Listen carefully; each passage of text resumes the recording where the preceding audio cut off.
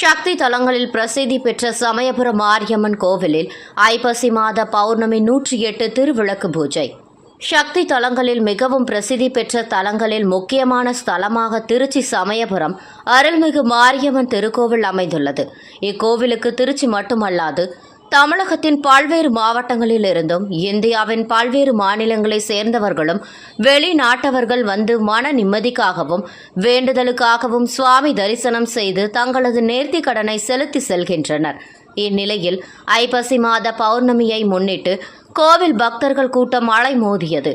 மேலும் நேற்று மாலை 108 பெண்கள் உலக நன்மைக்காக 108 திருவிளக்கு பூஜை செய்தனர். இந்து சமய அறநிலைத்துறை அறிவிப்பின்படி பிரசித்தி பெற்ற அம்மன் கோவில்களில் மாதந்தோறும் பௌர்ணமி அன்று திருவிளக்கு பூஜை நடைபெற்று வருகிறது. ஐப்பசி மாதம் பௌர்ணமி நாளான நேற்று சக்தி தலங்களில் பிரசித்தி பெற்றதும் முதன்மையானதுமான சமயபுரம் மாரியம்மன் கோவிலில் அதிகாலையில் நடை திறக்கப்பட்டு மூலவர் மற்றும் உற்சவர் மாரியம்மனுக்கு சிறப்பு அபிஷேக ஆராதனை நடைபெற்றது. இதில் ஆயிரக்கணக்கான பக்தர்கள் கலந்து கொண்டு அம்மனை தரிசனம் செய்தனர். இதனைத் தொடர்ந்து மாலை 6 மணி அளவில் பெண்களுக்கு நுழைவுச்சீட்டு வழங்கப்பட்டு 108 பெண்கள் திருவிளக்கு ஏற்றி உற்சவர் மாரியம்மன் முன்பு பூஜை நடைபெற்றது. ஐப்பசி மாத பௌர்ணமி தினத்தில் உற்சவர் மாரியம்மன் சிறப்பு அலங்காரத்தில் பக்தர்களுக்கு காட்சியளித்தார்.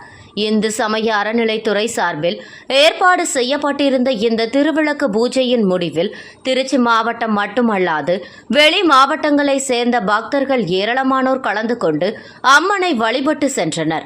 மேலும் அறங்காவல் குழு தலைவர் இளங்கோவன், கோவில் இணை ஆணையர் பிரகாஷ், அறங்காவல் குழு உறுப்பினர்கள் சுகந்தி, பிச்சைமணி, லக்ஷ்மணன், உதயம், ரவி கோவில் குத்துவிளக்கை ஏற்றி 108 திருவிளக்கு பூஜையை துவக்கி வைத்தனர். நிகழ்ச்சிக்கான ஏற்பாடுகளை இணை ஆணையர் உத்தரவின் பேரில் கோவில் பணியாளர்கள் மற்றும் குருக்கள் செய்திருந்தனர்.